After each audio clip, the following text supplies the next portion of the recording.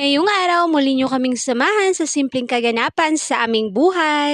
Alas 4 pa nga nang madaling araw, gising na nga rin talaga itong batang maliit, ewan ko ba. Samantala kaming matatanda tulog pa, pero siya halos makipagsabayan sa manok. Alam din talaga siguro ng batang ito na aalis nga ako ngayong araw kasi magpapabunot nga ako ng ngipin ko. Noong mga nakarang araw kasi panay sakit na talaga ng ngipin ko at buong katawan ko apektado na. Naghahalataan tuloy tayo na walang pera. Pabili nga rin pala ako dyan ng pandesal para may pampares nga rin kami sa kape. At habang nagkakape nga ako eto pinapakain ko na rin ng batang maliit para isahan na nga lang kasi anong oras na nga rin at nagmamadali kami. Sa sobrang kalikutan nga ng batang ito kapag pinapakain, ayan, tingnan nyo naman ang itsura at nagkabuling-bulingit na nga. Mabuti pa talaga ang bata kapag magkalat ng pagkain sa mukha ay bagay lang, pero ang mga tiguang ay ambot nila manoy.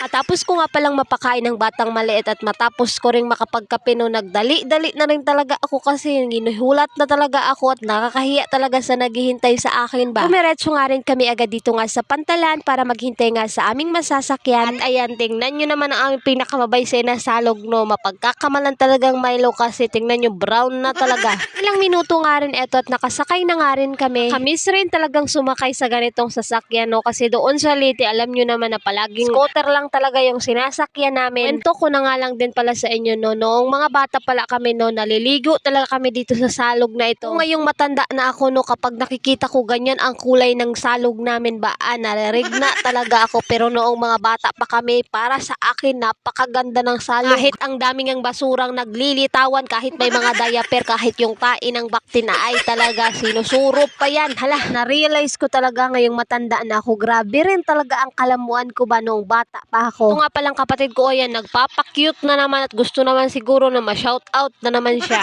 Hindi nga pala aabot ng isang oras kapag babiyahe ka papuntang Laoang, mga minuto lang din aabot ka na. Minsan nakadepende rin talaga sa sasakyan, lalo na kung napakabagal, mas mabagal pa sa bagong, ay talaga aabot ka ng oras. Karating nga namin eto at sumakay nga rin kami agad ng tricycle para makarating kami agad ng center ng maaga, pero ang ending, alam nyo ba, pan 17 na rin talaga ako.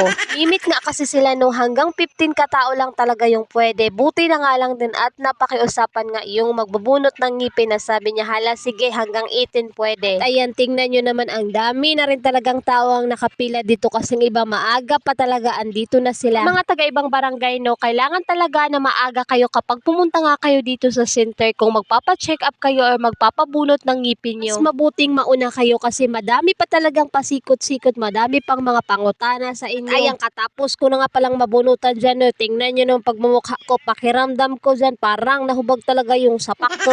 Eto, kukuha na nga rin pala kami ng gamot So, libre nga pala dito yung gamot, kaya magpa-check up na rin kayo. Salamat nga sa Diyos at nakaraos nga kami. Pagkakuha nga namin ng gamot dali-dali rin kaming pumunta sa sasakyan para makauwi na rin kami kasi ako, may mga bata pa talaga ako, baka nagsiyakan na yun. Buti nga rin at pagka-uwi ko, itong si kuya nakatulog, tapos pagkagising nga niya, ayan, naghahanap na nga rin ng gatas, kaya tinimplahan ko na nga rin siya. At mabuti rin ang batang maliit, hindi rin siya umiyak kasi sabi ko, pakainin nga lang muna. Anyways sa buhay talaga natin, marami talagang mga nangyayaring bagay. Mga nakaraan natin hanggang alaala na lang talaga yun. Kaya everyday talaga gawin nating special ang araw. Everyday always be happy. At ayun lang po muna for today. Amping kanunay.